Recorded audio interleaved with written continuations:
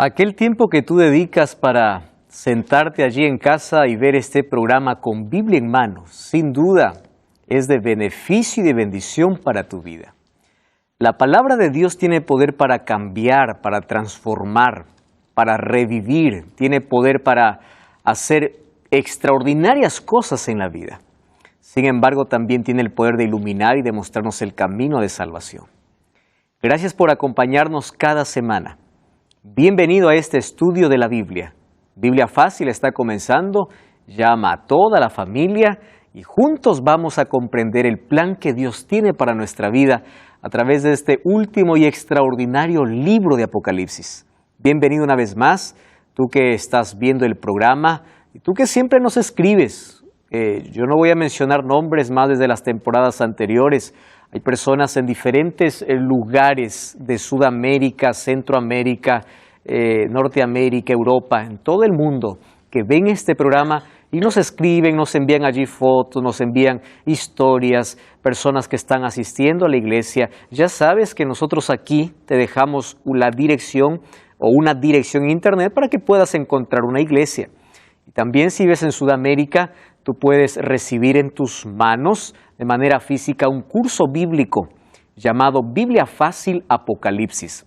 Hay un número de WhatsApp al cual tú puedes escribirnos, escribe allí tu nombre, escribe allí tu país, nos pondremos en contacto contigo para hacerte llegar el curso Biblia Fácil. El número es más 55 12 98 100 14 60.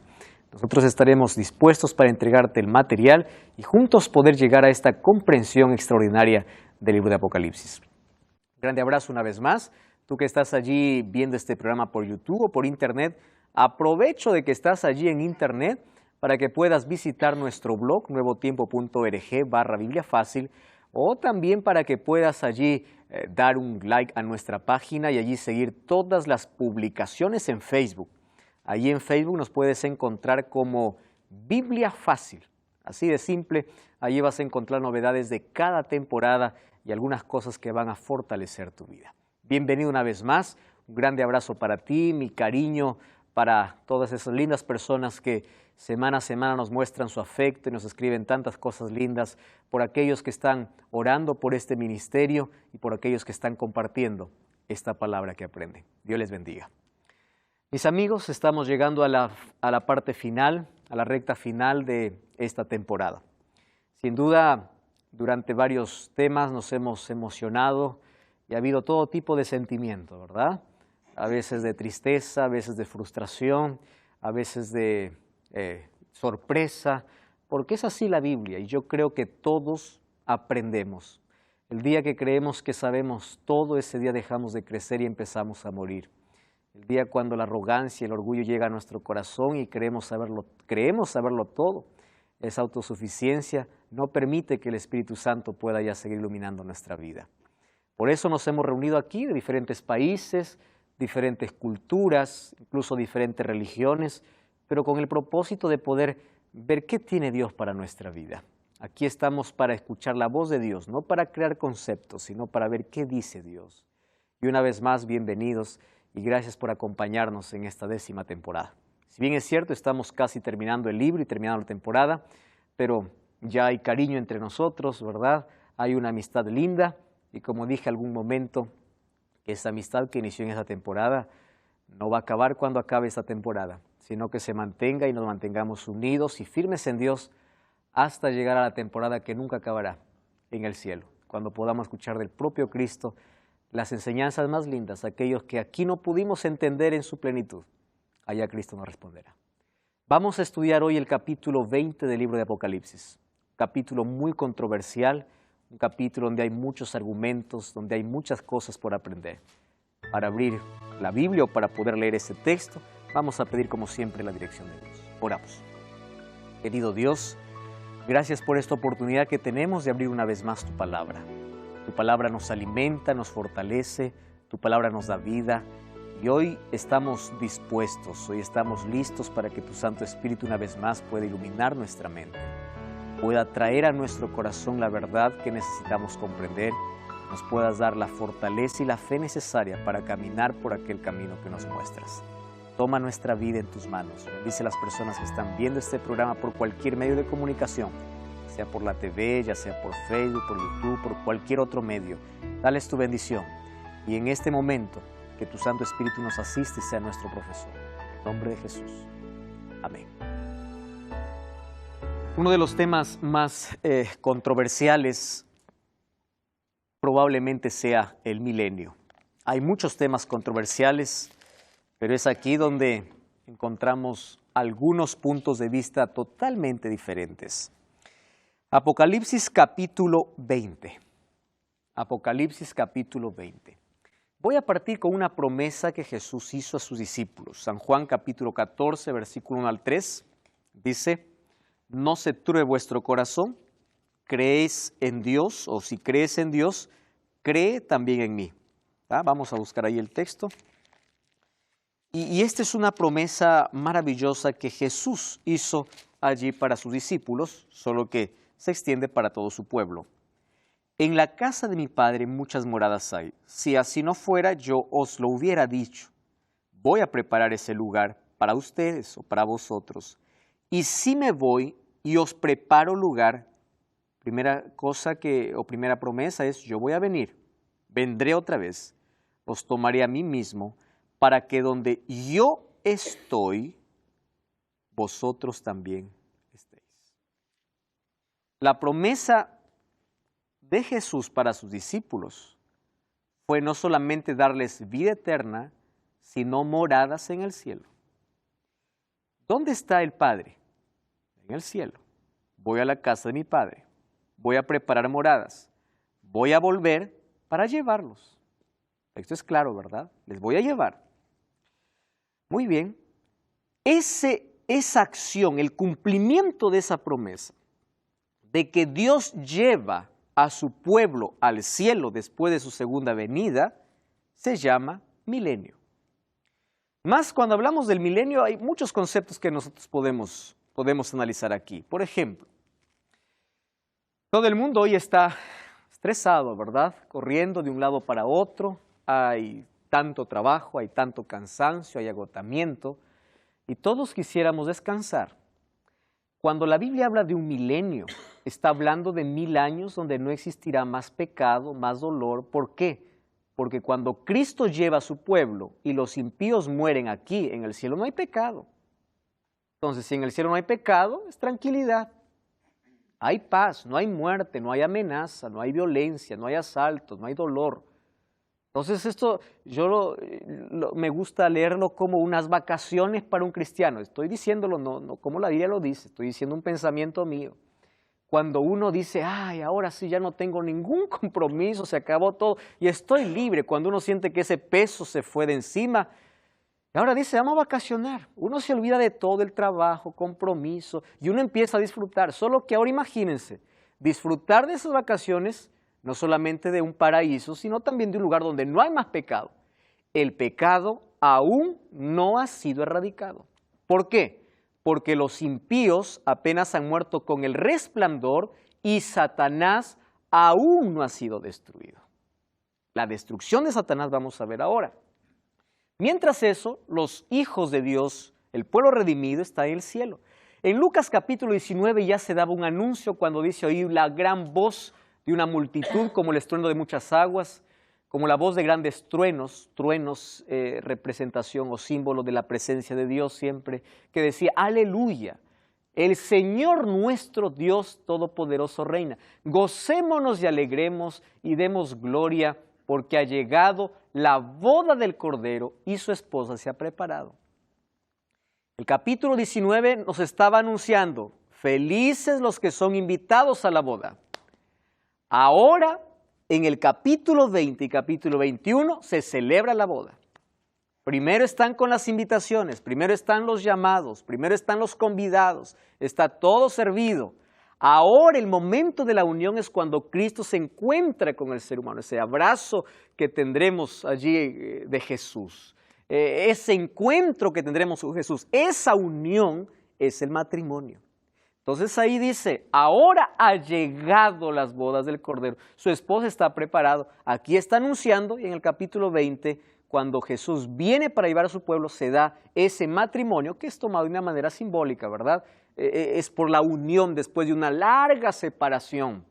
No es que la novia estuvo lejos del esposo, el novio estuvo siempre a su lado, pero ahora lo tiene físicamente, ¿verdad? Ahora puede tocar, puede conversar sin tener nada que pueda ocultarlo. Ahora, nosotros dijimos en el programa anterior de que cuando Cristo venga existirán dos grupos. Están allí los perdidos y los salvos. Los salvos van al cielo, los muertos en Cristo resucitan, los salvos son transformados y van al cielo, los perdidos son consumidos por la gloria de Dios. Hasta allí nosotros nos quedamos.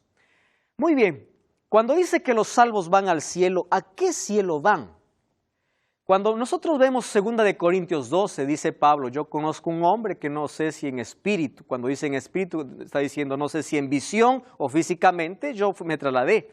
Y dice, yo fui hasta el tercer cielo.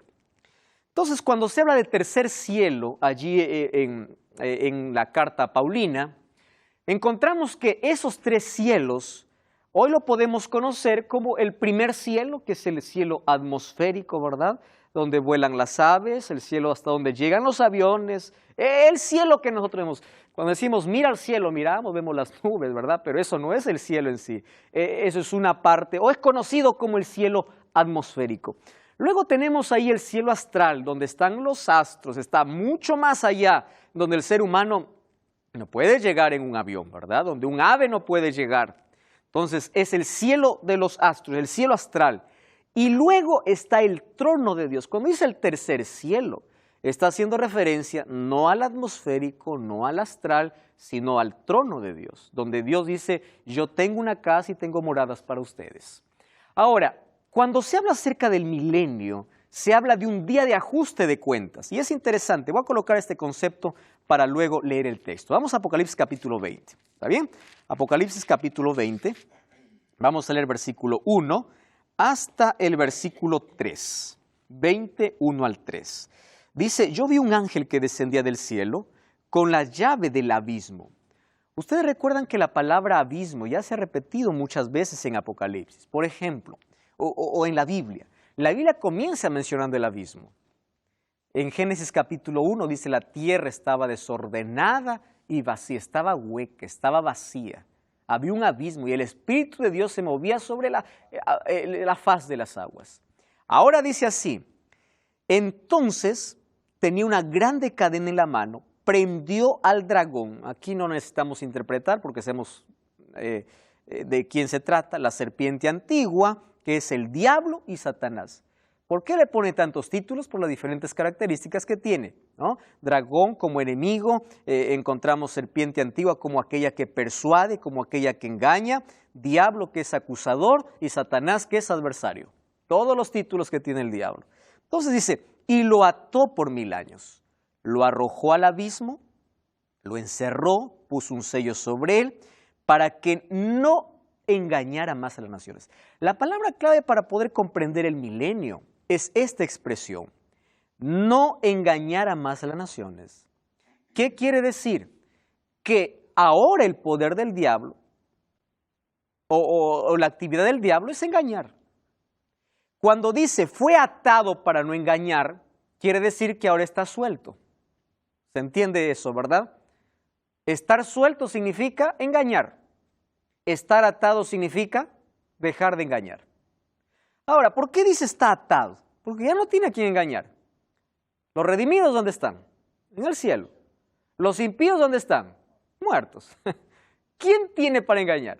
A nadie. Entonces dice, hasta que fueron cumplidos 1000 años.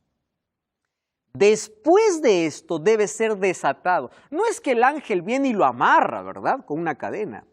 Esa atadura debe entenderse como una atadura circunstancial.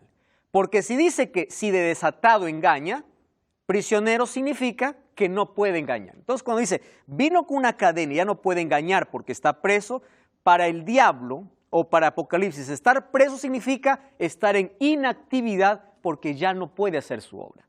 Entonces esta es una cadena circunstancial, pero luego será desatado. ¿Pero por qué será desatado? Porque habrá una segunda resurrección, y eso vamos a ver luego. Ahora entonces, este milenio no sirve para dos cosas. Yo he colocado aquí dos asuntos importantes del milenio. Lo primero es que aquí el diablo analiza y repasa el efecto de su rebelión contra Dios durante todo este periodo. Allí vio todo el reino que quiso construir y eso es lo que logró. Número dos, sirve para que en el cielo los redimidos tengan respuestas con respecto al misterio del pecado y la forma como Dios trató. ¿Por qué? Porque recuerdan que cuando los redimidos van al cielo, ¿en qué se constituyen? En jueces. No porque ellos van a determinar quién se salva, sino que ellos van a comprobar la justicia de Dios al revisar o al tener acceso ¿a dónde? A los libros. Eso vamos a ver luego ahora. Entonces, ahí está el texto, no engaña más a las naciones, tiene una prisión circunstancial, y al hablar del milenio existen por lo menos tres posiciones, ¿verdad? El problema del milenio no es en sí la palabra, es saber si el milenio es literal o es simbólico. Entonces ahí nosotros podemos tomar el texto de 2 de Pedro, cuando dice, para Dios un día es como 1000 años, ya no se cuenta más el tiempo, o 1000 años es como un día. Entonces uno puede decir, bueno, es simbólico. Otro dice, no, es literal, son 1000 años completos. Bueno, existen tres posiciones por lo menos en cuanto al milenio. Existe el postmilenialismo, el amilenialismo y el premilenialismo, ¿correcto? Entonces el post, el ami y pre. ¿En qué consisten estas tres creencias? El postmilenialismo dice que la segunda venida ocurre después de los 1000 años, literales. Entonces, se considera un periodo de paz y de prosperidad, de progreso nacional y de perfección personal. Yo creo que de los tres argumentos, esto sí no cuadra con nada, ¿verdad? ¿Cómo es posible que yo piense de que el milenio va a estar en la tierra y de que las cosas mejoran cuando nosotros vemos que cada vez las cosas empeoran? Entonces dice, no, la sociedad va a cambiar, la sociedad va a ser diferente, todo se va a arreglar, el ser humano se va a perfeccionar. ¿Qué perfección estamos hablando? Esta idea de postmilenialismo casi acabó en la Primera Guerra Mundial, allí en el siglo XIX, cuando vio que el mundo estaba caótico y que no vendría más para cosas buenas, casi se destruyó, pero hay algunos que todavía creen eso. Es el postmilenialismo. Viene el amilenialismo. Yo creo que aquí hay un grupo mayor, ¿sí? Y la mayoría está aquí en este grupo.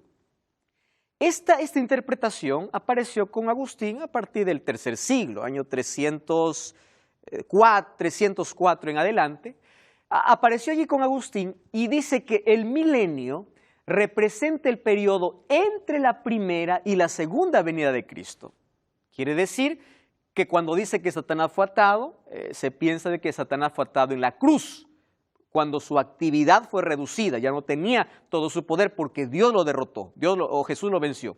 Entonces, el amilenialismo se piensa que es un periodo simbólico, donde donde la iglesia esté en la tierra. Entonces pueden ser 1000 años, 2000 años, no importa, porque esto es simbólico. Es el recorrido del pueblo de Dios aquí en la tierra, ¿correcto? Sin embargo, ahí tenemos un problema. ¿Cuál es el problema? En que Satanás no menguó su poder. Nosotros vemos en Apocalipsis que más bien se le dio mayor autoridad para que en el tiempo del fin pudiese engañar más. Entonces, no cuadra la palabra atadura allí, ¿verdad?, a la cruz de Cristo. Jesús lo venció en la cruz, correcto, sin duda. Sin embargo, la actividad del diablo no cesó. Ahora viene el premilenialismo. ¿En qué consiste el premilenialismo? Quiere decir que la segunda venida ocurre antes del milenio. ¿Cuándo comienza el milenio? Con la segunda venida. Entonces, los cristianos de los primeros 3 siglos se dice que eran premilenialistas porque creían que Jesús viene y después de la venida de Jesús comienza el milenio. Por lo menos este es el suceso de eventos que nos muestra el libro de Apocalipsis. Entonces nosotros vamos a comprender el asunto así. ¿Cuándo iniciaría el milenio? Inicia el milenio en la vuelta de Jesús. ¿Qué sucede cuando Jesús regresa? Los salvos resucitan. ¿Recuerdan aquellos que murieron en Cristo según 1 Tesalonicenses? Ahora, los que están vivos van al cielo. Miren algunas cosas que suceden en la venida de Cristo. Jesús regresa, resucitan los muertos que murieron en Cristo, y junto a los vivos que están glorificados suben al cielo. Los impíos mueren, no son destruidos, ¿correcto? Solamente mueren. Satanás es tomado prisionero, esta prisión es circunstancial, y dice, la tierra es desolada. ¿Por qué desolada? Porque ya no hay más ser humano, no existe más. Jeremías capítulo 4, versículo 23 al 26 nos habla de un asunto importante, dice, miré la tierra, y aquí estaba asolada y vacía, y los cielos ya no había en ellos luz. Miré, y he aquí los montes temblaban, los collados fueron destruidos, no había hombre. ¿Qué más dice? Tampoco las aves del cielo, porque todas se habían ido. He aquí el campo fértil era un desierto, y todas sus ciudades eran asoladas delante de Jehová, delante del ardor de su ira. ¿De qué momento está hablando? El momento del ardor de su ira. Ahora, cuando Cristo viene a llevar a su pueblo, y ese ardor de su ira representa las 7 plagas que cayeron sobre la tierra. Entonces, ese caos completo, con la muerte de los impíos, la tierra queda un desierto completo. Ese es el periodo de los 1000 años. Ahora, ¿qué sucede durante los 1000 años? Ya vimos que inicia con la vuelta de Jesús. En el cielo están los salvos, por supuesto. Número 2, los impíos están en la tierra, están muertos durante el milenio. No estamos diciendo antes, sino durante. Los salvos en el cielo, los impíos en la tierra. Satanás está preso, la tierra está desolada durante esos 1000 años. Entonces, ¿qué sucede allí? ¿Qué hacen los salvos en el cielo? Entonces hay textos que nos ayudan a comprender. Por ejemplo Hechos capítulo 17, versículo 31. Por cuanto he establecido un día en el cual juzgará al mundo con justicia por aquel varón a quien designó, dando fe a todos con haber levantado a los muertos. Haciendo referencia a quién? A Cristo. Es decir, el juicio ejecutivo, el final, está reservado para un momento específico, para un día. Vamos a continuar aquí. Entonces nosotros esto ya vimos, solamente para hacer un breve repaso. Existen 3 fases en el juicio, ¿verdad? Dijimos que había un juicio preadvenimiento, donde es Jesús quien decide quiénes se salvan y quiénes se pierden. No porque Él predestina a algunos para salvación, otros para perdición, sino son en base a las decisiones que el ser humano toma. ¿Correcto? Entonces, cuando Cristo sale del lugar santísimo para dejar de ser nuestro intercesor, se convierte en nuestro juez. ¿Correcto? Ahora, ¿qué cosa sucede allí? Cuando la gracia termina, acabó, dice, los libros fueron cerrados. Acabó la gracia. Eso significa que el primer juicio terminó. No existe, hasta ahí están completos los redimidos y los perdidos. No hay más alternativa, no hay más Espíritu Santo que compensa, no hay nada más. Luego viene el juicio comprobatorio. Este juicio comprobatorio tiene mucho sustento bíblico. Ahora vamos a revisar por lo menos 2 textos, uno que dijo Jesús y otro que está allí en una carta del apóstol Pablo. Y luego vendría el juicio ejecutivo. Hoy vamos a hablar acerca de ese juicio ejecutivo. Entonces, el preadvenimiento es cuando Cristo intercede y Cristo decide quiénes van al cielo y quiénes no. ¿Quiénes entran a este juicio? Todo aquel que dice creer en Dios. Es decir, los hijos de Dios hoy son enjuiciados, pero el juicio no debe darnos miedo, porque ahí tenemos un abogado. Debe darnos miedo cuando nosotros no vamos a ese trono de la gracia, como dice Hebreos 4:16. Ahora, este juicio se está viviendo ahora. Luego viene, y por eso es que el mensaje del primer ángel, ¿qué cosa era? La hora de su juicio ha llegado. Es decir, estamos viviendo un juicio, ya llegó la hora de su juicio. Está hablando de el juicio en la primera parte, en su primera fase. Muy bien, y ahí es donde da la orden. Teman a Dios y denle gloria. ¿Por qué dice teman a Dios? Porque hay oportunidad. Si tu nombre entra en este juicio, tú tienes oportunidad para salvarte. Cristo es tu abogado, Cristo es tu intercesor, acepta a Cristo. Porque después en la segunda fase ya no hay chance. Entonces ahí viene el juicio comprobatorio. Muy bien, Apocalipsis capítulo 20, continuando allí el texto que hoy comenzamos, versículo 4, nos dice de la actividad de los redimidos allí en el cielo. ¿Qué cosa dice el versículo 4? Yo vi tronos. ¿Recuerdan ustedes Apocalipsis capítulo 3, versículo 21, cuando dice, al que venciere le daré que se siente conmigo en mi trono, así como yo he vencido y me he sentado en el trono. Ahora miren el versículo 4, el cumplimiento de esa promesa. Vi tronos y se sentaron sobre ellos, wow, aquellos que recibieron facultad. ¿Qué facultad? Autoridad, permiso, autoridad. ¿Para qué? Para juzgar. Y vi las almas de los decapitados. Es decir, presten atención aquí. Dentro de aquellos que estaban juzgando, ¿quiénes estaban? Aquellos que habían sido muertos por causa del testimonio de Jesús.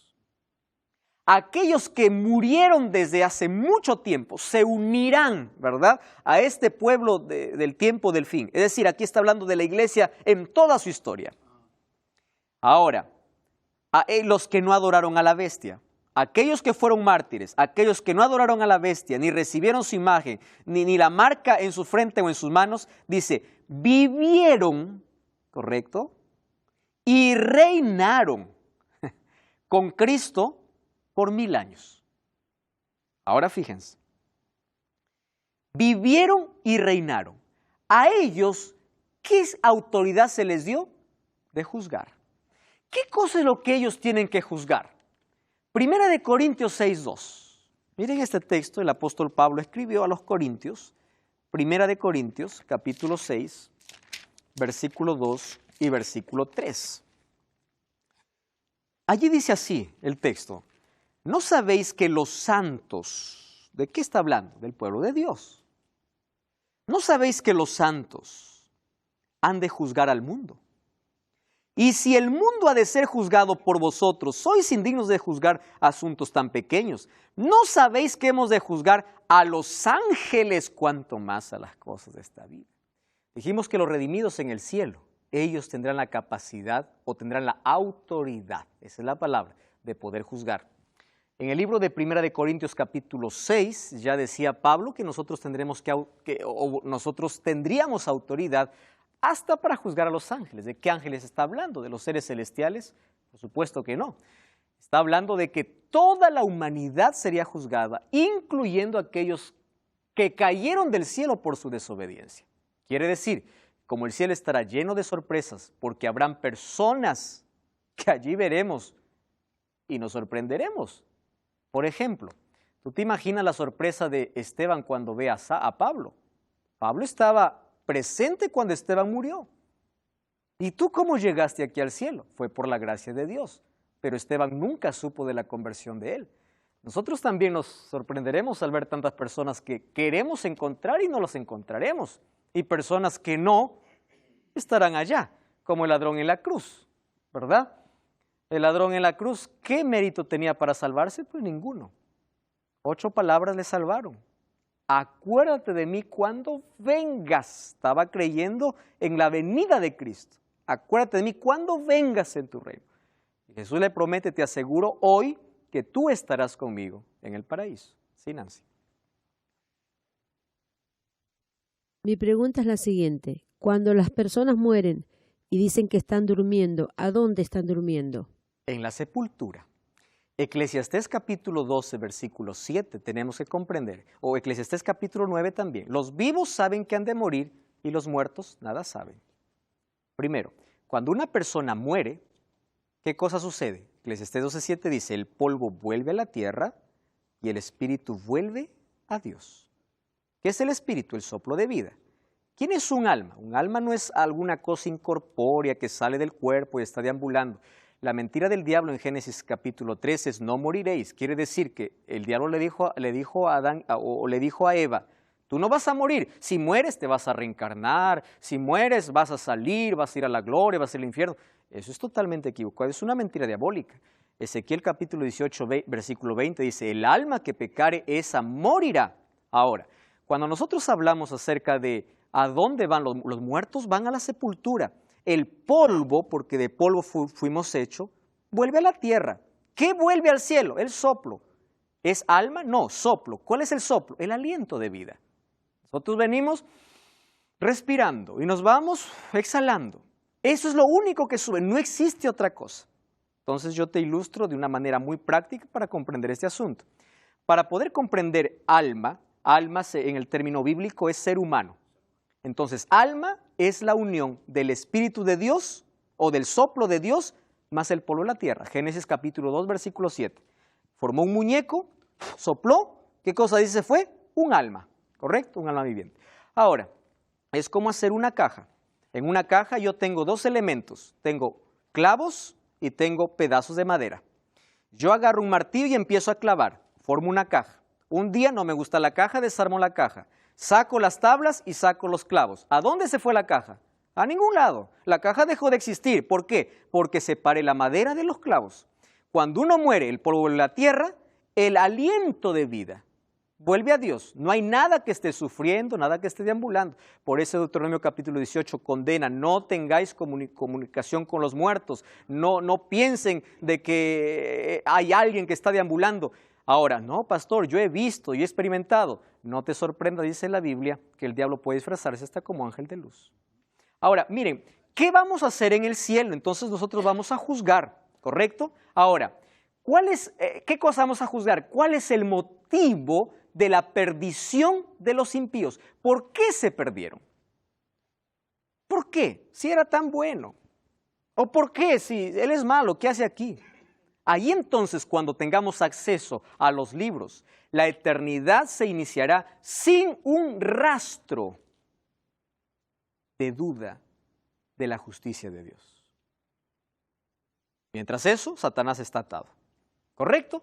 Ahora sí, viene la tercera parte del juicio, que es el juicio ejecutivo. Amigos, y aquí sí vamos a conversar un asunto muy serio. Vamos a Apocalipsis capítulo 20, versículo 5. Apocalipsis capítulo 20, versículo 5 al versículo 8. Dice así: los otros muertos no volvieron a vivir hasta que se cumplieron 1000 años. Esto es la primera resurrección. Bienaventurado y santo el que tiene parte en la primera resurrección, claro, porque la primera es para vida eterna. Versículo 7, cuando los 1000 años se cumplan, Satanás será suelto. ¿Qué significa suelto? Significa que tendrá una vez más poder para engañar. ¿Pero por qué? Mire, saldrá a engañar a las naciones que están en los 4 ángulos de la tierra, a Gog y Magog. Este es otro nombre que asusta a muchos, ¿verdad? A fin de reunirlos para la batalla. ¿Pero de qué batalla habla si ya la batalla está decidida? Cristo ya venció. Y dice, solo que el número de ellos es como la arena del mar. Subieron por la anchura de la tierra, rodearon el campamento de los santos. ¿Qué cosa sucedió? Cuando resucitan aquellos impíos, ¿después de qué? De los 1000 años, ¿qué cosa hacen? Dice, rodean el campamento de los santos. Quiere decir, capítulo 21 dice que la nueva Jerusalén está descendiendo del cielo. El diablo, su último engaño, ¿cuál es? Vamos a tomar posesión de esa ciudad. Y ahí dice allí, pero la lucha no se dio. Descendió fuego del cielo y los consumió. ¿De qué está hablando? De un juicio ejecutivo. El juicio ya se decidió antes de la venida de Cristo. Ya se comprobó en el milenio. Ahora solo se ejecuta. Porque no hay rastro de duda en la justicia de Dios. Versículo 10. El diablo que los engañaba fue lanzado en el lago de fuego y azufre. Ahora recién el diablo muere, es destruido. Y dice, él es lanzado en el lago de fuego y azufre, donde está la bestia, el falso profeta. ¿Recuerdan? Las dos bestias, una que sube del mar y otra de la tierra. Y serán atormentados día y noche por los siglos de los siglos. Entonces aquí nosotros tenemos un asunto serio que va a conversar, ¿verdad? Y es que por allá hay una creencia muy popular que dice que una persona va a estar quemándose en el infierno por los siglos de los siglos. Antes de poder hablar sobre ese asunto, quiero explicarles brevemente, por si no me dé tiempo al final, de decir qué cosa es Gog y Magog, ¿correcto? Y después vamos a hablar sobre el otro asunto. Gog y Magog es tomado de Ezequiel capítulo 38, donde Gog es de la tierra de Magog, es decir, él es el príncipe soberano de Rosh, Mesec y Tubal. ¿Quiénes fueron ellos? Es el enemigo de Dios que invadió Israel desde el norte y debería ser derrotado totalmente por Dios. En Apocalipsis, Gog y Magog representa todos los impíos reunidos que quieren hacer guerra contra Dios pero Dios lo destruye. Solamente se está tomando una figura, ¿de dónde? Del Antiguo Testamento. Bueno, la ciudad desciende como una novia o como una esposa, y es allí donde cuando la ciudad desciende, los impíos resucitan, Satanás es suelto, y allí ocurre el juicio final, es decir, la destrucción de los impíos. Aquí se acaba el pecado, no queda ni raíz ni rama, hasta la muerte muere, ¿verdad? La muerte de la muerte es aquí. Ahora viene la tierra nueva. Entonces ahí viene, los consumió, fue lanzado en el lago de fuego y azufre, y serán atormentados día y noche por los siglos de siglos. Cuando dice que descendió fuego y los consumió, quiere decir que todo el planeta está con fuego y azufre. El asunto no es eso, porque Dios tiene que purificar el planeta porque va a ser el hogar eterno de los redimidos. El asunto es, ¿cómo entender? Serán atormentados día y noche por los siglos de los siglos. Nosotros tenemos aquí, dentro de nuestro grupo, alguien que estuvo desde el comienzo de esta temporada y yo le he comentado más de una vez que aquí nos honra también con su presencia. Mi querido amigo Pablo, tienes un lindo nombre de paso, ¿verdad? Pablo, vamos a comprender este asunto, ¿verdad? Serán atormentados día y noche por los siglos de los siglos. ¿Cuál es la comprensión que tú tienes acerca de un tormento eterno? Pastor, antes de contestar la pregunta, ya que estamos al final de la temporada, yo quiero agradecer a Nuevo Tiempo por la invitación. Como pastor evangélico me sentí muy recibido en casa, así que muchas gracias. No que haya cambiado mi concepto escatológico, porque tampoco se trata de eso, sino de conocer la interpretación adventista del tema, que es muy interesante. Así que muchas gracias por la invitación y cómo me han recibido. Por compartir con nosotros esta temporada. Muchas gracias. Respecto a la pregunta, yo he cambiado de posición hace algunos años. La posición escatológica respecto a ese tema tradicional por la Iglesia evangélica es que la persona que se va al infierno va a estar en tormento por toda la eternidad. Y ese era mi concepto primario de esa cuestión. Nunca me cerró del todo en mi interior, y eso capaz que hasta le cause un poco de espanto a algún colega, pastor evangélico, pero quiero decir que yo no estoy solo en esta posición que voy a explicar ahora. Por ejemplo, hay un famoso, entre otros, ¿no? Un famoso teólogo protestante evangélico, John Scott, que él es de Inglaterra, y él piensa en esa misma postura que yo voy a explicar ahora. Yo pienso que el juicio de Dios tiene que ir dentro del marco de la justicia de Dios. Extraordinario. Dios es un Dios justo, por tanto, el juicio tiene que ser un juicio justo. Y hay un texto ahí en San Lucas, capítulo 12, voy a leer 2 versículos, si me permitís. Sí. Capítulo 12, verso 47 y 48, que dice: aquel siervo que conociendo la voluntad de su Señor no se preparó ni hizo conforme a su voluntad, recibirá muchos azotes. Mas el que sin conocerla hizo cosas dignas de azote, será azotado poco. Porque todo aquel a quien se le haya dado mucho, mucho se le demandará, y al que mucho se le haya confiado, más se le pedirá. Entonces yo creo que el juicio de Dios es ejecutado dentro de su atributo de la justicia, porque Dios es un Dios justo. Entonces, el juicio es proporcional al conocimiento que cada uno tiene de la verdad. Después hay cuestiones, por ejemplo, versículos que me hacían cuestionar, ¿no? Por ejemplo, que el tormento será por los siglos de los siglos y todo eso. Pero cuando uno lee el contexto, por ejemplo, el humo de su tormento, o Sodoma y Gomorra, que su fuego nunca se apagará, y el humo, y si uno va a la región de Sodoma y Gomorra, ya no hay ni humo ni fuego, aunque la Biblia dice que sería eterno. Exacto. Entonces, esto no es literal, sino que da el sentido de que el juicio tiene consecuencias eternas. ¿A qué voy? La persona, un ejemplo, vamos a suponer que un niño o un joven de 12, 13 años muere sin conocer a Cristo. Nunca cometió crímenes, o sea, pero no conocía a Cristo.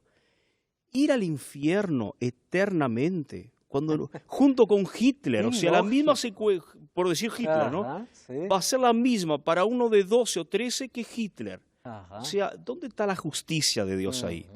Entonces yo creo que la persona va a ser juzgada de acuerdo a su pecado, va a ser un juicio justo, y llegado el momento que cumplió su sentencia, la persona va a ser aniquilada, va a dejar de existir. Pero la consecuencia sí es eterna, porque perdió la vida eterna. Este es mi concepto al respecto, y no estoy sola, hay muchos teólogos que piensan lo mismo. Podemos dar un aplauso por ese concepto, ¿eh? Miren, aquello que acaba de decir Pablo es la interpretación correcta de la justicia de Dios. Pablo, aquí no estamos hablando de placa, ni de religión, ni de nada. Estamos hablando de Biblia. Escuchen con atención. La Biblia, cuando habla acerca de infierno, por ahí voy a comenzar para llegar al tormento, tiene una idea o la gente cuando piensa infierno tiene una idea muy espantosa. Ustedes buscan infierno en Google y empiezan ahí llamas y gente y demonios, ¿no? Y dice, cuando uno muere, va al infierno. Si es malo, va al infierno. Y ustedes saben que en la Edad Media no solamente apareció el infierno y el cielo, sino también el purgatorio. El que es más o menos se va al purgatorio. Y tus oraciones pueden salvarte, o las oraciones de alguien pueden llevarte al cielo, o las penitencias, o etcétera, etcétera. No tiene lógica, porque si a mí me salvan de muerto, yo no me arrepiento de vivo.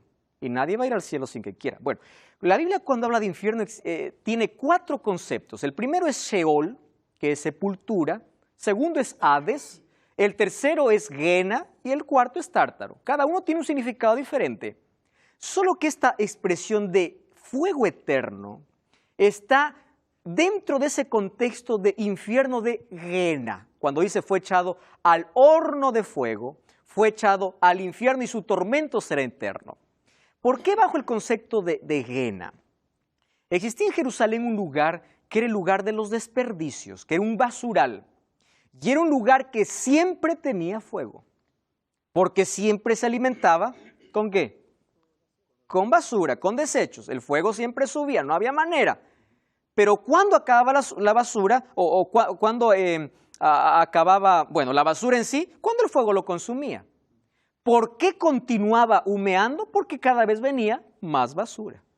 Bueno, tomando ese concepto de que día y noche humeaba, dice entonces, ahora sí, en la ejecución final, el tormento será eterno. Ahora voy a tomar literalmente las palabras de Pablo. La aniquilación es en un solo momento. ¿Correcto? Y no es que alguien va a estar sufriendo en el fuego eternamente, por una razón. La inmortalidad solo es para los hijos de Dios. Cristo es vida. Quiere decir que si alguien muere y sufre eternamente, tiene vida eterna, porque está sufriendo eternamente. Y eso es antibíblico. Pablo tocó algunos textos que a mí me gustaría tocar. De todos los que tocó Pablo, uno de ellos me gustaría tocar. Vamos a Isaías capítulo 34, versículo 10. Isaías capítulo 34, versículo 10. Aquí está hablando acerca de la destrucción de Edom. Pablo allí comentó de la destrucción de Sodoma y Gomorra, que tiene muy parecido, una cercanía a esta destrucción. Dice así, sus rollos se convertirán, versículo 9, sus rollos se convertirán en brea, su polvo en azufre, su tierra en brea ardiente, no se apagará, ¿qué cosa dice? Ni de día ni de noche, sino que, ¿qué cosa? Para siempre. 34, 9 y 10. Sino que para siempre subirá su humo de generación en generación. Y ahí lo dice con claridad. ¿Qué cosa dice? Quedará desolada. ¿Qué cosa está diciendo aquí? Cuando dice para siempre, su humo será eterno. Aniquilada por completo, nunca más se levantará. Porque los impíos en la segunda venida murieron, pero luego van a resucitar. Pero esta vez que viene este juicio ejecutivo, es la aniquilación completa. Su consecuencia es eterna, porque perdieron la vida eterna, tomando allí la palabra literal de Pablo. Consecuencia eterna porque se perdieron la vida eterna. Pero el juicio ejecutivo quiere decir que el fuego y el azufre viene en un momento para destruir a Satanás. Y aquí quiero hacer un paréntesis. El fuego Dios no lo preparó para los seres humanos, o para el diablo y sus ángeles, porque ellos tuvieron también su oportunidad, pero se rebelaron. Pero el ser humano eligió sufrir la consecuencia o unir su destino a Satanás. Entonces, cuando se habla de ese serán atormentados día y noche, o el fuego será eterno, o su humo será para siempre, está hablando en un sentido simbólico. Viene la aniquilación y esta trae consecuencias eternas porque nunca más se levantará. Ahí se acabó todo. Pastor, ¿y cómo explica la parábola del rico, verdad? Y Lázaro. Es una parábola. Y esa parábola tiene una lección importante. Dos cosas voy a mencionar allí. No existe un seno de Abraham en la Biblia, pero ahí dice que fue el seno de Abraham. Número dos, si nosotros creemos que esa es una doctrina, entonces los redimidos están aquí y los otros están quemándose y uno está diciendo, hola, tú te estás quemando, mira, yo estoy feliz porque los dos conversan. De ninguna manera podemos tomarlo como literal. Pero ahí trae una enseñanza. Porque alguien le preguntó y le dijo, Jesús, si mandase a alguien para predicar a mi familia, entonces ellos se arrepentirían. Y ellos le dicen, y Jesús le responde, estás equivocado. ¿Por qué? Porque aun si alguien se levantara entre los muertos, no creerían. Yo soy mejor que cualquiera y no me creen. Imagínense si alguien se levanta de los muertos. Ahora, esto es real. Todos soñamos con aquel momento glorioso cuando Cristo regrese. Mas la ejecución final está preparada para el diablo y sus ángeles, no para los seres humanos. Deuteronomio capítulo 30, versículo 19 y 20, dice, hoy he puesto delante de ti dos caminos, la vida y la muerte. Dios no te obliga, tampoco te presiona, pero sí te advierte y te dio capacidad y libertad para elegir.